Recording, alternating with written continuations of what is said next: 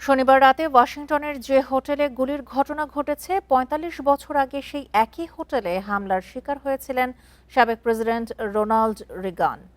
এ যেন ইতিহাসের এক অদ্ভুত পুনরাবৃত্তি ঘটল।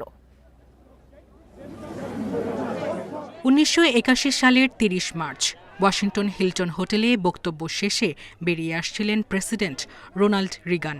গাড়িতে উঠতেই যাবেন, ঠিক তখনই গুলি ছোড়েন জন হিংলি জুনিয়র নামের এক ব্যক্তি। হামলায় প্রাণে বেঁচে গেলেও গুরুতর আহত হন রিগান। একটি গুলি তার ফুসফুস ফুটো করে দেয়। দ্রুত হাসপাতালে নেওয়া হয়।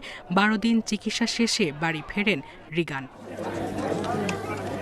এছাড়া হামলায় গুরুতর আহত তৎকালীন White House press secretary James Brady পঙ্গু হয়ে যান। পরে ২০১৪ সালে মারা যান তিনি। হিংক্লিকে মানসিক অসুস্থতার কারণে দোষী সাব্যস্ত করা হয়নি, তবে তাকে ওয়াশিংটনের একটি মানসিক হাসপাতালে নিবিড় পর্যবেক্ষণে রাখা হয়।